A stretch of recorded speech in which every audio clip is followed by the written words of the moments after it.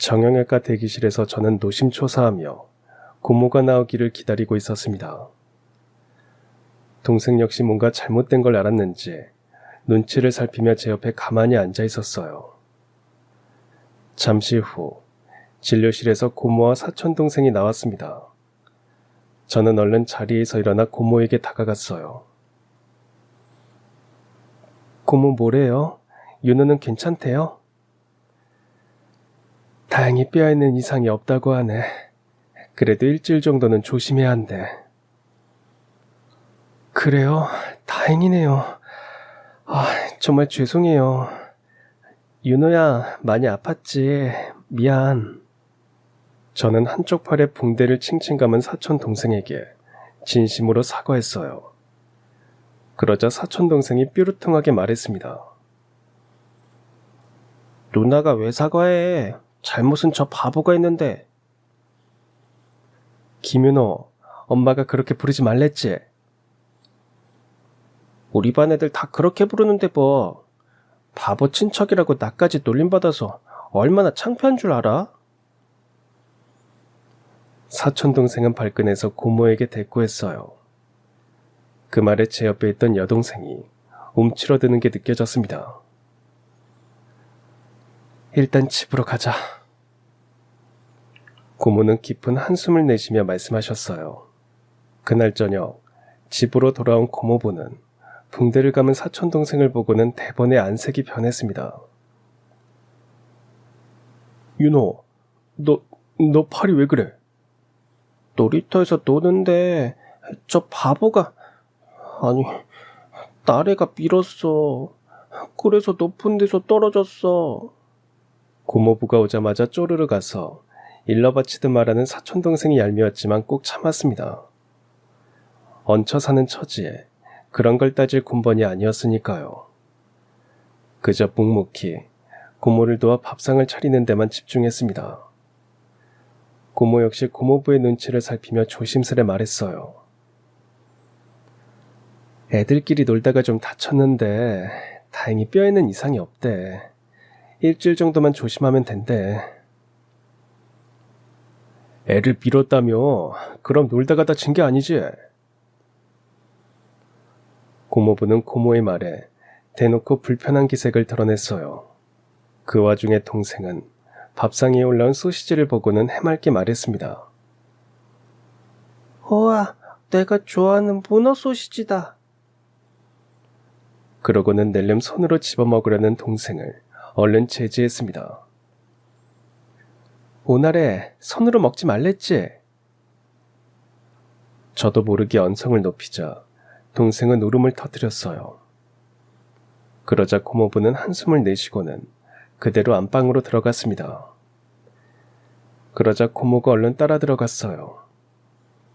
곧 안쪽에서 두 분이 목소리를 높여 다투는 소리가 들렸습니다. 사촌동생은 동생에게 이게 다 너 때문이라며 핀잔을 주듯 말했어요.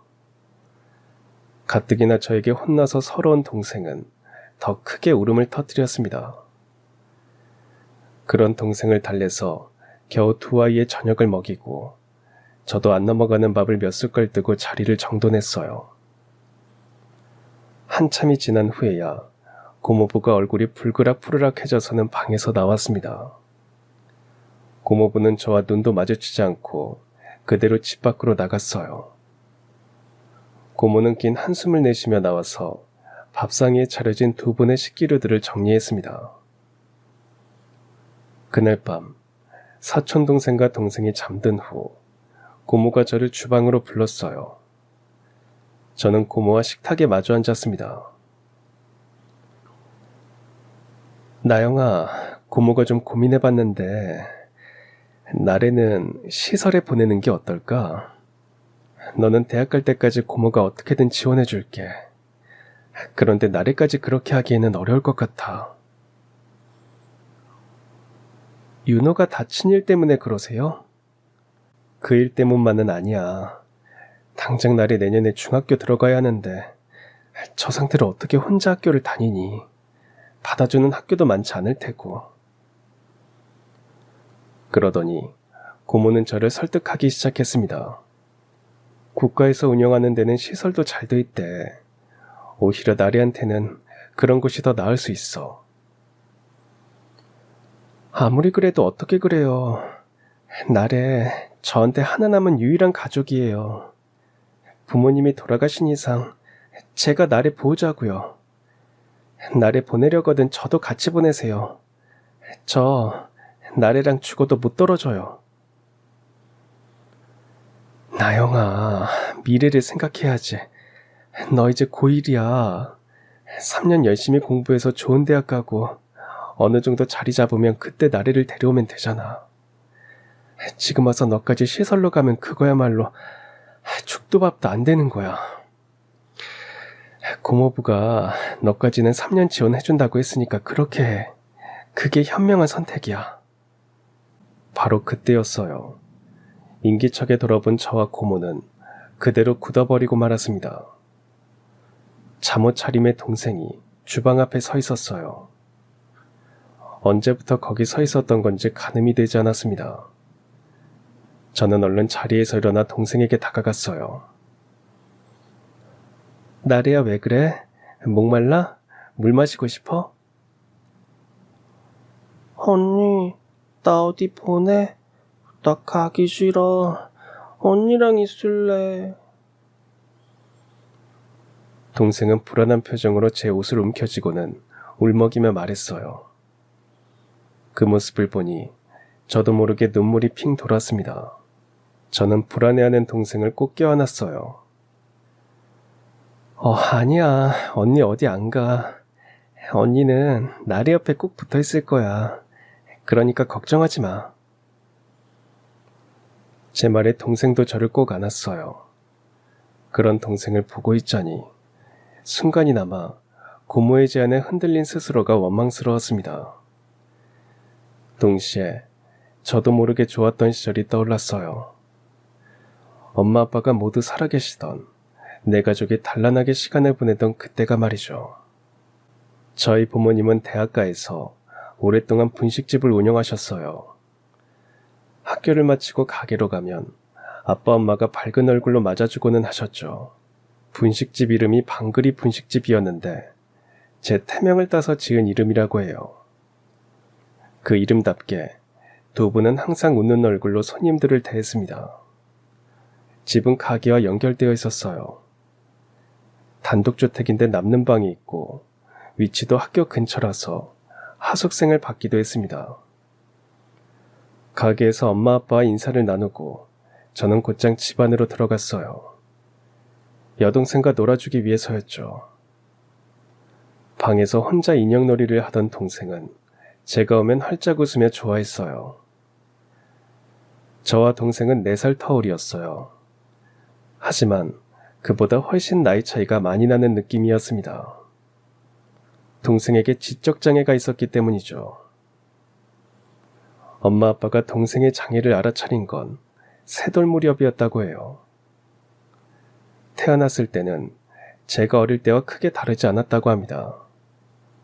오히려 밥투정, 잠투정이 심했던 저와 달리 밥도 잘 먹고 잠도 잘 자서 키우기 수월하셨다고 해요. 다만 저보다 뭐든 좀 느렸다고 하셨습니다. 2돌이 됐을 때 너는 말을 곧잘 했거든. 근데 나래는 안 그랬어. 그때는 다른 애들보다 좀 느린가 보다 그렇게만 생각했지. 그러다 3돌 무렵 어린이집 선생님이 발달 검사를 권유했다고 합니다. 어머님, 아무래도 검사를 한번 받아보시는 게 어떨까 해요. 말이 느린 것도 있지만 놀이를 하는 것도 또래 아이들과 많이 달라서요.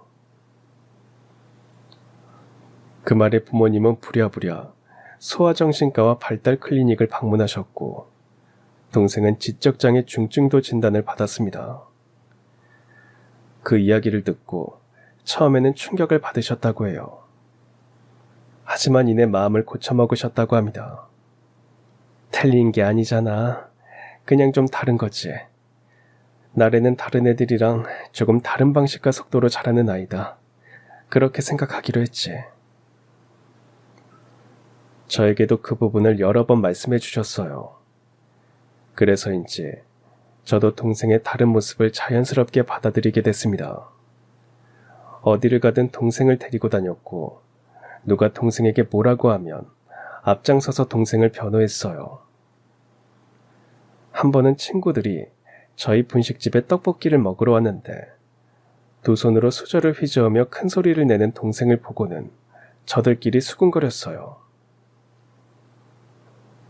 쟤 좀 이상하다. 말하는 것도 이상하고. 네 동생 몇 살이야?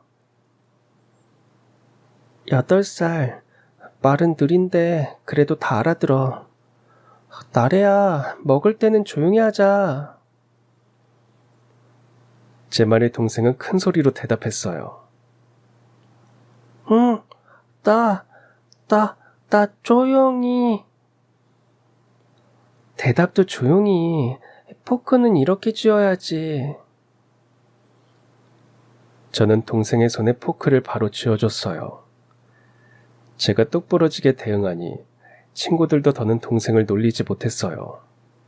엄마와 아빠는 동생과 제가 사이좋게 지내는 모습을 보면 밥을 안 먹어도 배부르다고 말씀하셨습니다.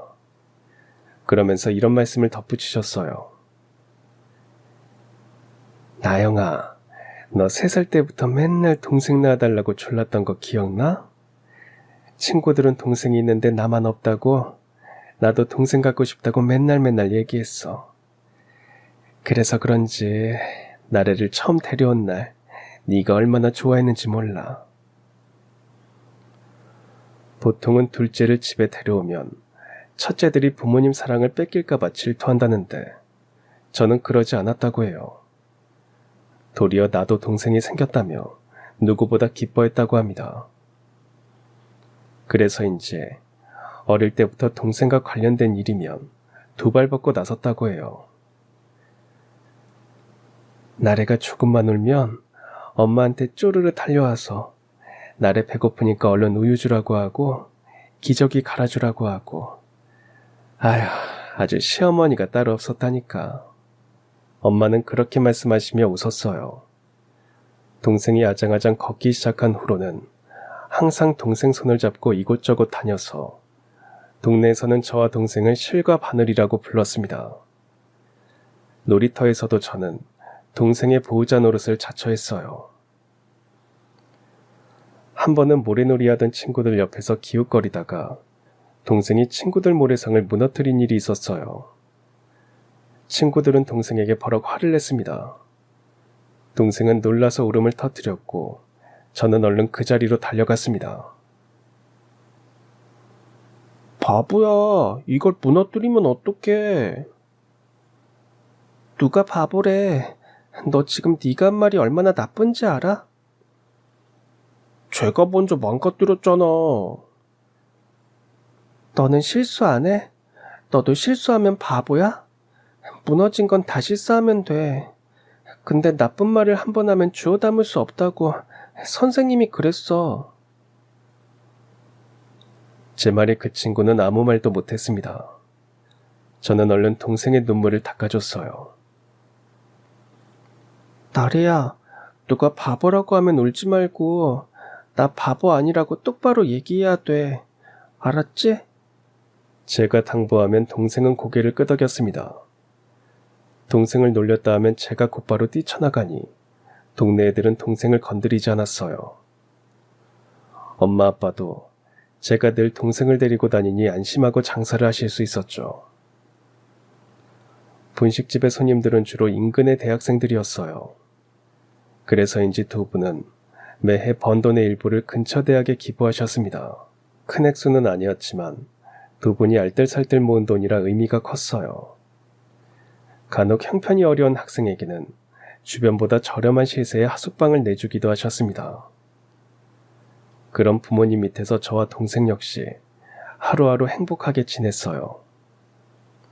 형편은 여유롭지 않았지만 집안에 웃음이 끊이지 않았습니다. 그런 저희 집에 뜻밖의 불행이 닥친 건 제가 중학교 2학년 때였습니다. 외가 쪽 친척분이 돌아가셨다는 얘기에 부모님은 장사를 마치고 늦은 밤 지방으로 내려가셨습니다. 아침 일찍 돌아오시겠다며 문단속 잘하라고 신신당부하고 가셨죠. 하지만 다음날 아침이 되어도 부모님은 돌아오지 않았습니다. 무언가 불길한 예감이 들었어요. 그리고 바로 그 순간 고모에게 전화가 걸려왔습니다. 나영아, 엄마 아빠가 간밤에 큰 사고를 당했어. 고모가 지금 자리를 비울 수가 없어서 그러는데 나래랑 택시 타고 병원으로 올 수 있겠니? 고모의 말에 알겠다고 하고 병원 이름을 받아 적었습니다. 영문을 모르는 동생을 깨워서 외출 준비를 하고 택시를 탈 때만 해도 그 사고가 어느 정도인지 부모님이 어떤 상태인지 알 수 없었어요. 병원에 도착하자 고모가 나와서 택시비를 대신 내주셨습니다.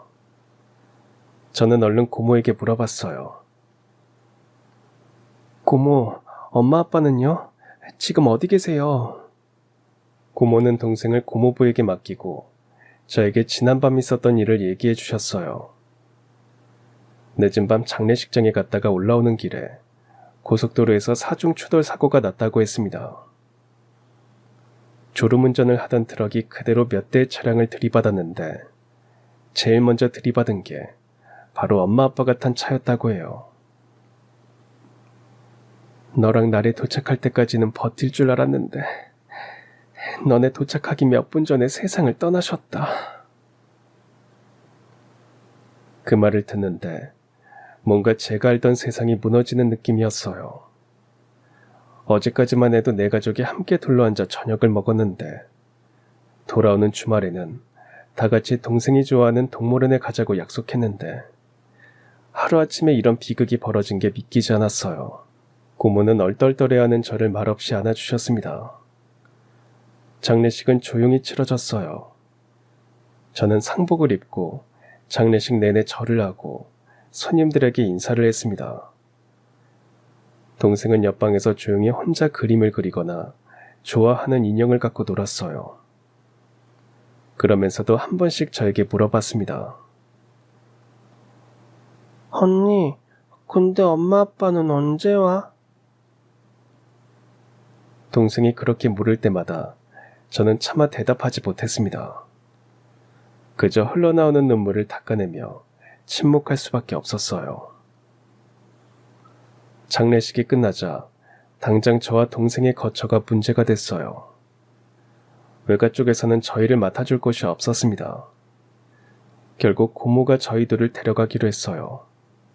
고모는 옷방으로 쓰던 방을 급히 정리하고 저와 동생이 쓸 수 있게 꾸며줬어요. 동생은 이 모든 상황을 낯설어 했습니다. 하루에도 여러 번 저에게 묻고는 했어요. 엄마 아빠는 언제 와? 우리 집에는 언제 가? 엄마 아빠는 먼 곳에 가셔서 당분간 못 와. 지금은 고모네 집에서 지내야 해. 나 여기 싫어. 무섭단 말이야. 몇 밤만 자고 집에 가자. 나래가 말 잘 듣고 잘 지내면 금방 집에 갈 수 있어. 그렇게라도 동생을 달래야 했습니다. 부모님이 돌아가셨고 영영 집으로 돌아가지 못한다는 얘기는 차마 할 수 없었어요. 남의 집에 얹혀 사는 일은 여간 눈치 보이는 일이 아니었습니다. 고모는 그래도 저와 동생을 많이 챙겨주시려고 했지만 고모부는 노골적으로 불편한 티를 내고는 하셨어요. 특히 장애가 있는 동생을 못마땅해 했습니다. 고모네 집에 들어가고 며칠은 저녁 시간마다 살얼음판을 걷는 것 같았어요. 저는 눈치 빠르게 고모가 밥상 차리는 걸 돕고 설거지도 도맡아 했습니다. 고모의 일을 어떻게든 덜어주려고 했어요. 하지만 동생이 한두 번 소란을 피울 때마다 고모부는 대놓고 한숨을 내쉬었습니다. 한 번은 동생이 국에 밥을 말다가 실수로 국그릇을 쏟은 일이 있었어요. 그러자 고모부는 숟가락을 탁소리 나게 내려놓으며 인상을 찌푸리셨습니다. 저는 얼른 자리에서 일어나 동생이 흘린 것들을 치웠어요. 그저 국에 밥을 말아 먹으려던 것뿐인데 원찮게 소란을 피운 동생은 풀이 죽어서 작게 고개를 끄덕였습니다. 고모도 고모부의 눈치를 보면서 조심하라고 한마디 했습니다. 그 사이 고모부가 들으라는 듯 얘기했어요. 아휴, 밥 한 끼 먹는 게 이렇게 시끄러워서요, 원. 그 말에 결국 저는 동생을 자리에서 일으켰습니다. 고모, 날의 밥은 제가 방에서 따로 챙길게요. 식사들 마저 하세요. 그러자 고모는 뭐라고 말을 하려다가 입을 다물었습니다. 고모부는 그제야 다시 숟가락을 드셨어요. 그 후로 저와 동생은 작은 방에서 따로 밥을 먹게 됐습니다. 저는 차라리 그 편이 편했어요. 고모부와 함께 밥을 먹으면 눈치를 보느라 얹힐 때가 많았거든요. 저는 집안일을 돕는 틈틈이 사촌동생의 공부도 봐줬습니다. 어떻게든 밥값을 해야겠다는 압박감 때문이었죠. 다행히 고모부도 그런 제 노력을 높이 평가했습니다. 윤호가 나래한테 수학을 배운 후로는 성적이 많이 올랐더라. 고마워. 아니에요. 윤호가 잘 따라와줘서 그렇죠. 용돈 필요하면 말해. 고모부가 챙겨줄게. 하지만 그 과정에서 스트레스를 받을 때가 많았어요. 사촌동생이 걸핏하면 제 동생을 무시했거든요. 하루는 마주 앉아 사촌동생의 숙제를 봐주고 있는데 옆에서 동생이 그림책을 뒤적이며 노래를 흥얼거리고 있었어요. 그러자 사촌동생이 화를 버럭 냈습니다. 아, 진짜. 야, 시끄럽잖아. 나가서 읽어. 그래, 나래야. 작은 방에 가서 읽고 있어. 언니 금방 갈게. 싫어. 나 언니랑 있을 거야. 누나는 나 공부 봐주고 있잖아. 언니는 우리 언니야. 그럼 나랑 있어야지 왜 너랑 있어? 아, 뭐래 이 바보가. 그 말에 저도 모르게 표정이 굳었습니다. 저는 손에 들고 있던 책을 내려놓고 조용히 한마디 했어요. 윤호, 한 번만 더 나래한테 바보라고 하면 누나 앞으로 네 공부 안 봐줄 거야. 그럼 바보를 바보라고 하지 뭐라고 해. 우리 반 애들 다 그렇게 부르는데. 그럼 네가 아니라고 말해줘야지. 우린 가족이잖아. 아이, 싫어. 난 저랑 바보랑 가족하기 싫어. 사촌동생은 끝까지 동생에게 바보라고 한 걸 사과하지 않았어요. 결국 저는 동생 손을 잡고 작은 방으로 왔습니다. 뒤늦게 고모가 사촌동생을 혼내는 소리가 들렸어요. 하지만 고모부는 사촌동생이 그런 소리를 해도 모른 척 내버려뒀습니다. 가끔 가족 나들이를 갈 때도 저와 동생은 집에 남았어요. 하지만 전혀 서운하지 않았어요. 오히려 누구의 눈치도 보지 않고 마음 편히 있을 수 있어서 좋았습니다. 그 사이 저는 고등학교에 진학했고 동생도 어느덧 초등학교 고학년이 되어서 중학교 진학을 앞두고 있었어요. 그러던 차에 동생과 사촌동생이 같이 놀다가 사촌동생이 다치는 사고가 발생한 겁니다. 나중에 동생의 말을 들어보니 동생이 민 게 아니라 사촌동생이 혼자 까불다가 떨어진 거였어요. 생각해보면 동생은 높은 곳을 무서워해서 미끄럼틀도 잘 타지 않았습니다. 하지만 여동생의 말은 아무도 믿어주지 않았어요. 그저 사촌동생의 말만 믿고 여동생을 나무랐죠. 그것도 모자라서 고모는 동생을 시설에 보내자는 얘기까지 하셨습니다. 네 인생도 생각해야지. 영영 맡기자는 것도 아니고 네가 자리를 잡으면 그때 데려오면 되잖아. 고모부가 너까지는 되는 데까지 지원해준다고 하셨어. 그러니까 길게 보고 생각해, 응? 고모는 다음 날에도 거듭 그렇게 말씀하시면서 저를 설득하셨어요. 하지만 저는 단호하게 고개를 저었습니다. 그럴 순 없어요. 어제도 말씀드렸지만 지금은 제가 나래 보호자예요. 나래 혼자 시설에 맡길 순 없어요. 너도 미성년자면서 누구를 보호한다고 그래? 왜 이렇게 미련하게 굴어? 그럼 나래랑 같이 시설에라도 들어가겠다는 거야? 그래야 한다면 그럴게요. 절대 나래랑 떨어지는 일은 없을 거예요. 제 말에 고모는 깊은 한숨을 내쉬었습니다. 그러더니 한 발 물러나셨어요. 그럼 당장 결정하지 말고 며칠 생각해봐. 그리고 다시 얘기하자. 하지만 길게 고민할 수는 없었습니다. 그때부터 고모부가 더욱 노골적으로 동생에게 반감을 드러냈기 때문이죠. 윤호랑 되도록 같이 두지 마. 윤호 또 다치면 어쩌려고 그래?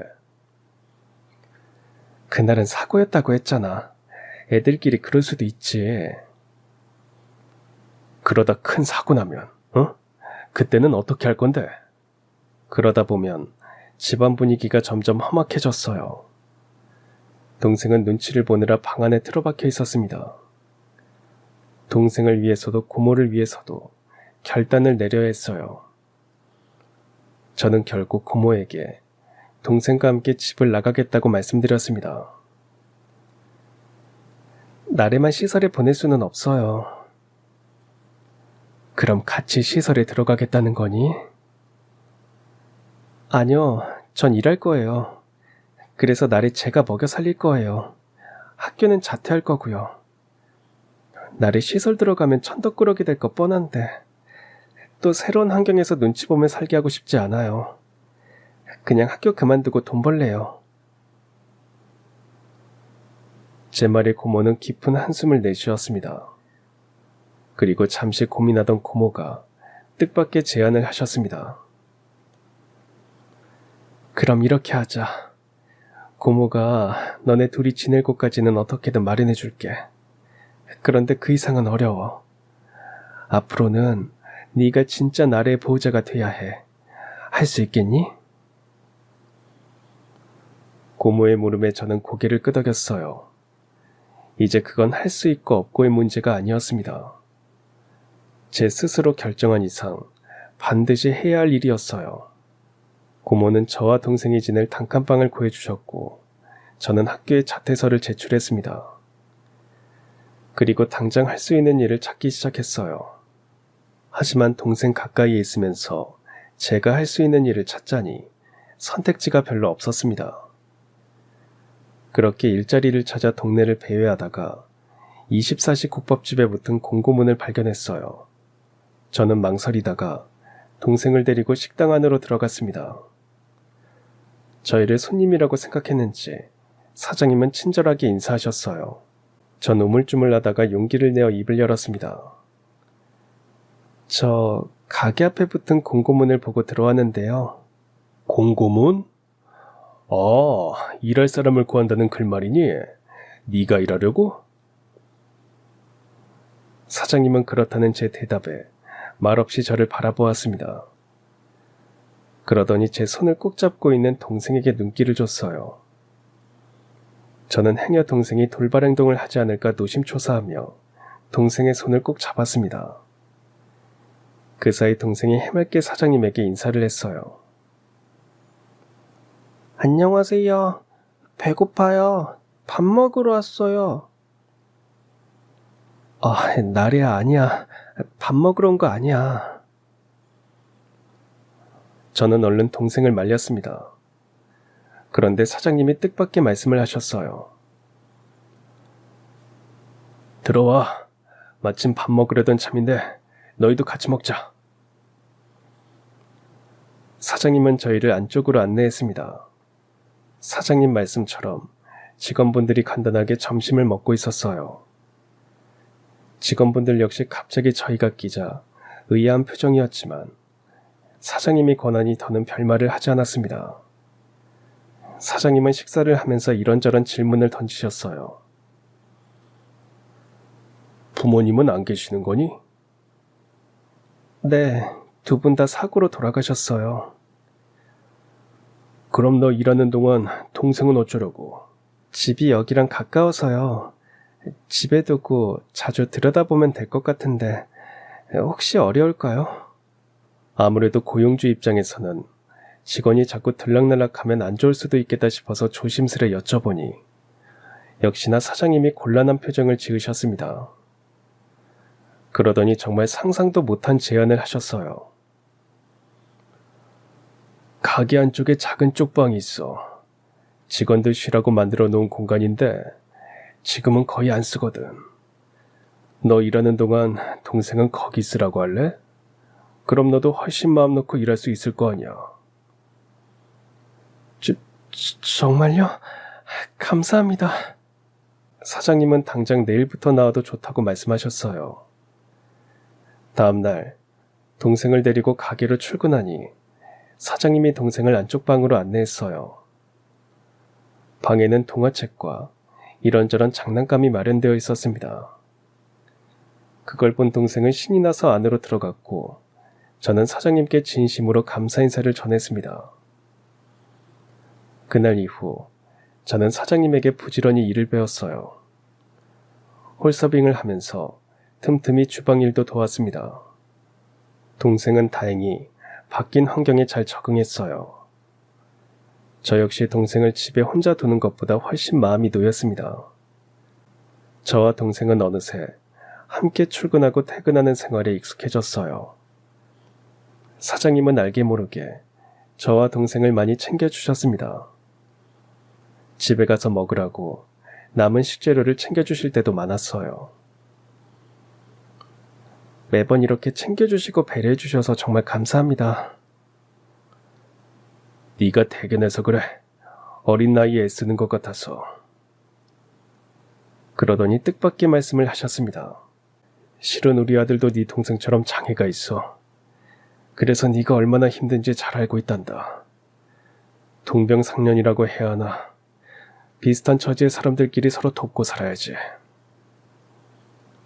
그러면서 인자하게 웃으셨어요. 그제야 가게 한편에 걸린 가족 사진을 유심히 보게 됐습니다. 사장님네 집 역시 첫째인 딸은 괜찮지만 둘째인 아들에게 장애가 있는 듯 했어요. 그래서 동생을 데리고 일자리를 구하러 온 저를 그 자리에서 채용하셨던 겁니다. 그래서인지 가끔 동생이 소란을 부려도 사장님은 눈살을 찌푸리지 않으셨어요. 오히려 이 정도는 얌전한 편이라고 말씀하시면서 동생을 먼저 챙겨주셨습니다. 그런 사장님께 보답하는 길은 하나뿐이었어요. 열심히 최선을 다해 일하는 거였죠. 저는 홀서빙을 담당했기 때문에 손님들을 직접 응대할 일이 많았어요.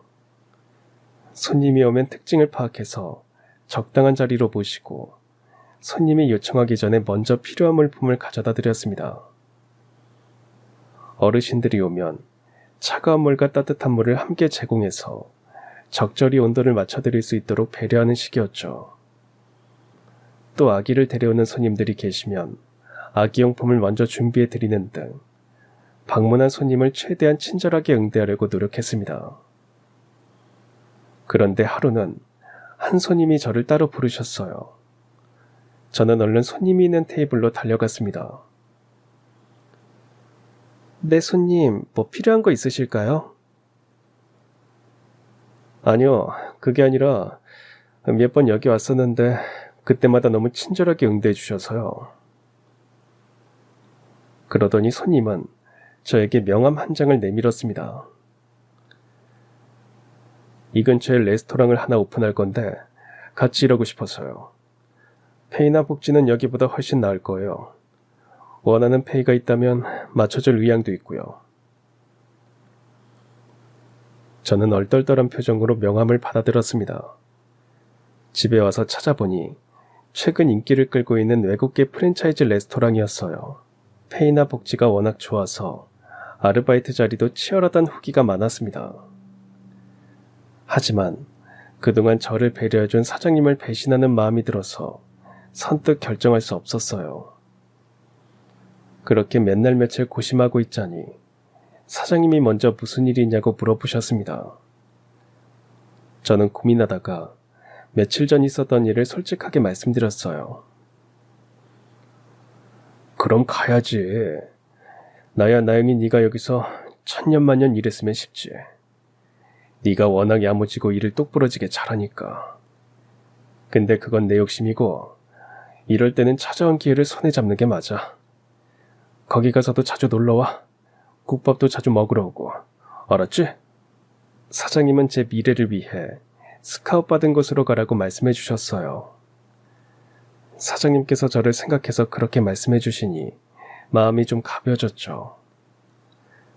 저는 명함을 받은 분께 연락을 드렸고 출퇴근 날짜와 페이 등을 조율했어요. 근로 조건을 들으니 왜 모두가 가고 싶어 하는지 이해할 수 있었어요. 마침 동생도 어느 정도 자라서 전처럼 손이 많이 가지 않았습니다. 식사 시간만 잘 챙겨주면 집에서 혼자 놀게 해도 큰 무리가 없었어요. 저는 그동안 부지런히 모은 돈으로 새로 일하게 될 레스토랑 근처에 작은 오피스텔 하나를 얻었어요. 나래야, 앞으로는 여기서 살 거야. 근데 언니가 일하러 갔을 때는 나래 혼자 있어야 해. 할 수 있지? 응, 할 수 있어. 나래도 이제 다 컸잖아. 그렇게 말하는 동생을 보니 정말 그 사이 동생도 많이 자랐구나 싶어서 대견했어요. 혹시 몰라서 점장님에게 제 상황을 말씀드리니 흔쾌히 이해해 주시고 브레이크 타임 때는 집에 다녀와도 된다고 말씀해 주셨습니다. 새로 일하게 된 레스토랑에서는 전보다 더 즐겁게 일할 수 있었어요. 국밥집은 일하는 분들이 나이가 많으셔서 친하게 지내기 어려웠습니다. 반면 새로 일하게 된 곳은 대부분의 아르바이트생들이 제 또래라서 호흡을 맞춰 일할 수 있었어요. 저는 그곳에서도 손님들에게 친절하게 응대하려고 노력했습니다. 덕분에 친절한 이달의 직원에도 여러 번 뽑히고 3년 만에 매니저 자리에까지 오를 수 있었습니다. 매니저가 된 첫 해에 점장님이 본사 이벤트 초대권을 전달해 주셨어요. 패밀리데이라는 행사였는데 직원들이 자신의 가족을 데리고 본사에 방문하여 이런저런 이벤트를 즐길 수 있는 행사였습니다. 나영씨 동생이 있다고 했지? 한번 데리고 같이 가봐. 엄청 좋아할걸? 점장님 말대로 후기를 찾아보니 어린 자녀들을 위한 이벤트가 많아서 아이들이 아주 좋아한다고 했어요. 마침 그날은 동생의 생일이기도 했습니다. 안 그래도 올해에는 동생 생일을 맞이해서 어딜 다녀올까 고민하던 차에 잘 됐다 싶었어요. 나래야, 우리 나래 생일 때 언니랑 재밌는 곳에 놀러 갈까?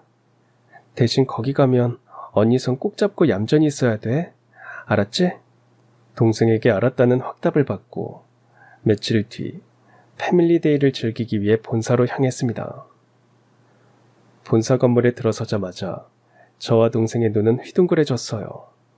본사는 로비부터 온갖 풍선과 장식물로 알록달록하게 장식되어 있었어요. 곳곳에 핑거푸드와 음료도 마련되어 있었습니다. 다양한 이벤트 구역을 구경하는 것만으로도 한참이 걸렸어요.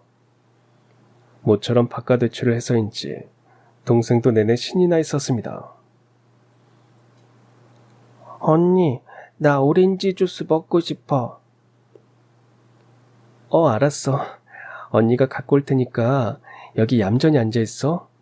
한참을 여기저기 돌아다닌 후 잠시 쉬어갈 요량으로 한편에 마련된 의자에 동생을 앉혔습니다. 그리고 음료 코너에서 주스를 2잔 받아서 자리로 돌아왔어요. 그런데 얌전히 앉아있어야 할 동생이 보이지 않았습니다.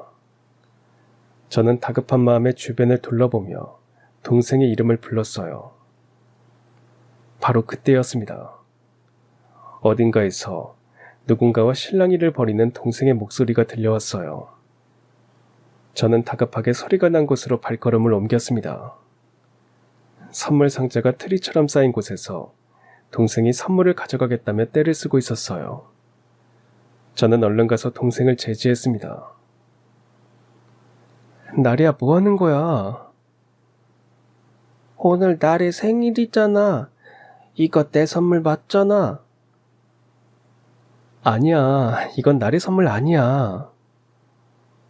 아니야, 맞아. 이거 내 선물 맞아. 흥분한 동생은 점점 목소리를 높였어요. 그러자 주변의 시선이 동생과 저에게로 쏠렸습니다. 저는 난처한 표정으로 동생을 달랬어요. 나래야, 언니가 선물 사줄게. 싫어. 난 이거 갖고 싶어. 이거 가질 거야. 바로 그때였습니다. 누군가 다가오자 직원들이 당황한 표정으로 황급히 고개를 숙였습니다.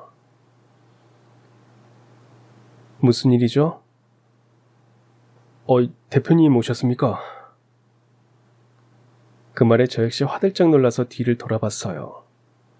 그러자 어딘가 날카로운 인상의 중년 여성이 저와 동생을 바라보고 있었습니다. 저는 얼른 고개를 숙였어요.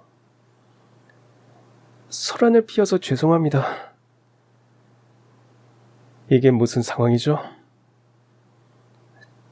그게 오늘이 동생 생일인데요. 그래서 동생이 여기 있는 선물들을 자기 거라고 착각한 모양이에요. 그러자 대표가 동생을 바라봤습니다. 동생은 그 순간에도 선물 상자를 놓지 않고 꼭 쥐고 있었습니다.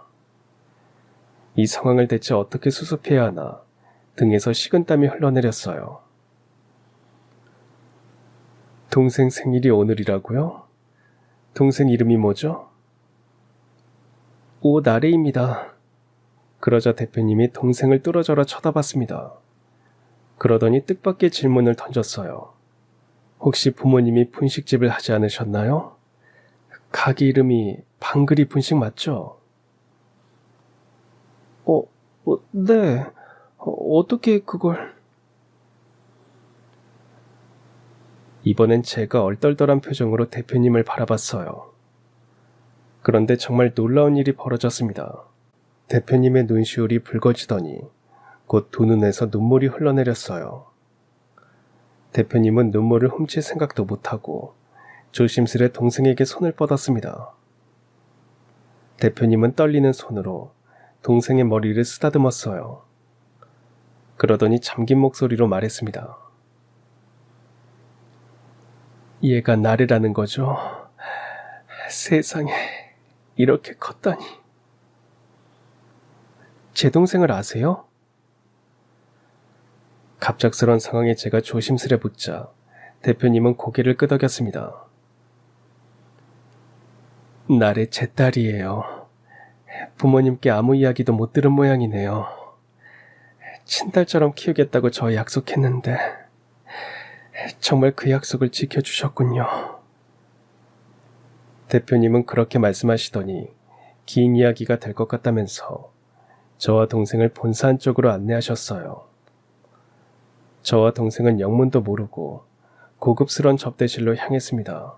동생은 낯선 환경으로 이동하자 불안한지 제 손을 꼭 잡았어요. 곧 접대실에 대표님과 마주 앉게 되자 대표님은 나직이 한숨을 내쉬었습니다. 어디서부터 이야기를 꺼내야 할지 모르겠네요. 부모님이 종종 학생들에게 방을 내주셨다는 건 알고 있죠. 나도 그것 하숙생이었어요. 나영씨 어릴 때 자주 보기도 했고요. 나영씨는 그때 어려서 널 기억하지 못하겠지만 난 나영씨 어릴 때 얼굴이 기억나네요. 그러면서 대표님은 처음으로 얼굴에 온화한 미소를 띠셨습니다. 그러더니 길고 긴 이야기를 들려주셨어요. 대표님은 지방유지의 막내딸이었다고 해요. 내내 지방에서 학교를 다니다가 서울에 있는 대학에 합격하면서 상경하게 됐다고 합니다.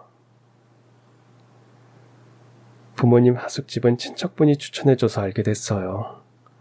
학교랑 가깝기도 하고 집주인분들이 워낙 좋다는 말에 하숙을 하게 됐죠. 엄격한 집안에 있다가 서울로 올라와서 혼자 생활하다 보니 해방감까지 느껴졌다고 해요. 그래서 이런저런 동아리 활동도 활발하게 참여했다고 합니다. 그러다 남자친구가 생겼다고 해요. 그때는 너무 어렸죠. 앞날을 볼 줄 몰랐으니까. 좋아하는 감정 하나로 무슨 일이든 할 수 있을 것 같았어요. 남자친구와 한참 연애를 이어가던 대표님은 뒤늦게 임신 사실을 알게 되었다고 합니다. 배가 부르고 나서야 그 사실을 알게 됐으니 애는 이미 어느 정도 자란 상태였죠. 남자친구는 그 사실을 알자마자 한마디도 없이 군대로 도망쳐버렸어요. 결국 대표님은 이러지도 저러지도 못하고 끙끙 앓으며 하루하루를 보냈다고 합니다. 복대로 배를 칭칭 감싸며 겨우 학기를 마치고 방학이 되자 하숙집에 틀어박혔다고 해요. 지방에 있는 부모님께는 차마 알릴 엄두가 나지 않았다고 합니다. 집안이 정말 엄격했어요. 임신 사실을 알리면 그대로 날 내쫓을 게 뻔했죠. 대표님의 임신 사실을 가장 먼저 알아차린 건 바로 저희 엄마였습니다. 방 안에 틀어박혀 있자니 점점 생각이 안 좋은 쪽으로 흘러갔어요. 아마 사장님이 늦게 눈치챘다면 아이나 나나 어떻게 됐을지 모를 거예요. 엄마는 입덧 때문에 제대로 먹지 못해 쇠약해진 대표님을 마치 자신의 친딸처럼 지극정성으로 돌봤다고 해요. 이미 산달이 가까워진 터라 아이를 낳을 수밖에 없는 상황에서 대표님을 데리고 병원에 간 것도 바로 저희 엄마였다고 해요. 아이가 나올 때까지 마치 친정엄마처럼 곁을 지켜줬어요. 이마에 땀도 닦아주고 손도 맞잡아주고 사장님이 아니었으면 그 힘든 시간을 견디지 못했을 거예요. 다행히 아이는 건강하게 태어났습니다. 대표님은 하숙집으로 태어났고 그곳에서 몸조리를 하셨다고 해요. 엄마는 산후조리 잘못하면 평생 고생한다면서 매일 미역국에 고기 반찬을 해서 나르셨다고 합니다. 태어난 아이를 돌보는 것도 엄마의 몫이었다고 해요. 그때는 아기가 예쁜지도 몰랐어요. 그냥 겁만 났죠. 낳기는 했는데 얘를 대체 어떻게 해야 하나. 생각해보면 그때는 나도 어렸으니까 그저 무섭기만 했죠. 아이가 태어나고 보름 정도 지났을 때 엄마가 아이를 어떻게 할 건지 물으셨다고 합니다. 나는 도저히 키울 상황이 안 되니까 여차하면 고아원에 보낼 생각이었죠. 그래서 그렇게 말씀드렸더니 정말 뜻밖의 제안을 하셨어요. 바로 두 분이 대표님의 아이를 키우겠다는 제안이었어요. 그 무렵 엄마와 아빠는 둘째를 갖기 위해 부단히 노력하고 계셨습니다. 근데 좀처럼 아이가 생기지 않았다고 해요. 그러던 차에 대표님이 아이를 낳았고 고아원에 보낼 생각이라고 하니 그럼 이 아이를 둘째로 들여서 키우겠다고 제안하신 거죠. 아이를 고아원에 보내겠다고 다짐한 후에도 좀처럼 행동에 옮길 수가 없었어요. 평생 고아로 살게 되는 걸까? 이상한 집에 입양 가는 건 아닐까? 그래도 엄마라고 이런저런 걱정에 밤잠을 못 이루고 있었죠. 그러던 차에 사장님 부부가 그런 제안을 주시니 얼마나 고마웠겠어요. 대표님은 부모님의 제안을 받아들였고 그렇게 아이는 저희 집에 둘째로 출생신고를 하게 되었습니다. 아이의 이름은 대표님이 지으셨다고 해요. 비록 이렇게 태어났지만 커서는 자기 꿈을 훨훨 펼치라는 의미에서 나래라고 지었어요. 훨훨 날아라 이런 뜻이었죠. 부모님은 대표님이 지은 이름 그대로 출생신고를 마치셨습니다. 대표님은 어느 정도 건강을 회복한 후 지방으로 다시 내려갔다고 해요. 마침 집안에서 유학 이야기가 나와서 그 준비를 하기 위해서였죠. 몇 달 뒤 대표님은 미국으로 떠났습니다. 외국으로 가서도 한동안은 연락을 주고받았어요. 아이 커가는 소식도 간간히 들을 수 있었죠. 그러다 나래한테 장애가 있다는 사실도 알게 됐어요. 그 소식을 듣고 대표님은 한동안 죄책감에 잠을 이루지 못했다고 합니다. 자기가 임신 때 잘 챙겨 먹지 못해서 이런 일이 생긴 건 아닌지 복대를 너무 오래 두르고 있었던 건 아닌지 별별 생각이 다 들었다고 해요. 그런 대표님을 다독인 건 저희 부모님이었습니다. 자책하지 말라고. 사람은 저마다 다 다르고 나래 역시 조금 특별하게 태어난 것뿐이라고. 두 분이 잘 키울 테니 너무 걱정하지 말라고 말씀하셨어요. 그 한마디 한마디가 당시에는 너무 든든하고 힘이 됐어요. 부모님의 말씀대로 대표님은 죄책감을 덜 수 있었고 앞으로 나아갈 수 있었다고 합니다. 이후 미국에서 결혼을 하고 아이를 낳으면서 자연스럽게 소식이 끊겼다고 해요. 한참 뒤에 한국에 돌아와서 분식집을 찾아갔는데 이미 문을 닫고 다른 가게가 들어서 있었어요. 사장님 두 분과도 연락이 닿지 않았고요. 설마 그런 사고가 있었을 줄은 정말 꿈에도 몰랐네요. 대표님은 그 후 동생과 관련된 일은 가슴 한편에 묻어두고 살았다고 합니다. 설마 이런 뜻밖의 장소에서 마주칠 줄은 꿈에도 모르고 말이죠. 저 역시 대표님의 이야기에 어안이 벙벙했습니다. 그간 제 혈육이라고 생각했던 동생이 실은 엄마도 아빠도 다른 아이였다니 갑작스럽게 밝혀진 진실을 그대로 받아들일 수가 없었어요. 그동안 우리 나래를 돌봐줘서 정말 고마워요. 나영씨가 아니었다면 저는 죽을 때까지 나래를 만나지 못했을 거예요. 대표님은 제 손을 붙잡으면서 진심으로 감사를 전했습니다. 바로 그때였어요. 무거운 분위기에 겁을 먹은 건지 동생이 슬며시 제 옷자락을 잡았습니다. 그 모습을 보고 저도 모르게 동생의 손을 꼭 잡아줬어요. 괜찮아 나래야, 언니가 있잖아. 그 순간 깨달았습니다. 엄마 아빠가 다르던 피가 섞이지 않았든 나래는 여전히 제 동생이었어요. 대표님 역시 저희 둘을 보면서 작게 미소를 지으셨습니다. 우리 나래에게는 나영씨가 가장 소중한 존재네요. 저한테도 나래가 제일 소중한 존재예요. 나래가 없었다면 저 역시 힘든 시간을 버티지 못했을 거예요. 동생을 지키겠다는 일념으로 버텨왔기에 저 역시 그렇게 말할 수 있었습니다. 대표님은 제 말에 고개를 끄덕였어요. 저와 동생의 끈끈한 사이를 이해한 대표님은 나래를 곧바로 데려가지 않았습니다.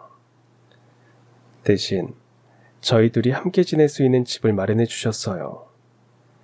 그리고 자주 왕래하면서 동생과 천천히 가까워지는 시간을 가졌습니다. 더불어 저에게는 프랜차이즈 가맹점 하나를 내주셨어요. 저와 저희 부모님이 없었다면 자신이나 딸이나 이렇게 살지 못했을 거라면서 이렇게나마 은혜를 갚고 싶다고 말씀하시면서 말이죠. 그렇게 저는 하루아침에 일개 직원에서 사장이 되었습니다. 이 모든 게 제가 20대 때 겪은 일입니다. 참 다사다난한 시기였죠. 지금은 어느덧 40대 중반이 되어서 두 아이의 엄마로 여러 가게를 책임지고 운영하는 지역 파트장으로 바쁘게 살고 있습니다. 동생은 대표님과 함께 미국에서 살고 있어요. 대표님의 다른 자식들은 모두 장성하고 출가한 터라 대표님 내외와 동생 셋이서 오붓하게 살고 있죠. 며칠 전엔 동생이 생일을 맞아서 대표님과 함께 한국에 잠깐 방문했습니다. 오랜만에 자매가 회화하여 긴 이야기를 나눴죠. 그러다 보니 자연스럽게 20년 전 이야기도 나왔습니다. 오늘 아침 동생과 대표님을 공항에서 배웅하고 나니 그날의 일이 떠올라서 이렇게 시간을 내어 사연을 적어봅니다. 제 사연을 듣고 잠시나마 따스한 기분을 느끼셨으면 좋겠네요. 제가 이곳 사연을 들으면서 그랬듯이 말입니다. 긴 사연 들어주셔서 감사합니다. 그럼 지금까지 사연 들어주셔서 감사합니다. 사연이 재밌으셨다면 구독과 좋아요 부탁드려요. 감사합니다. 안녕히 계세요.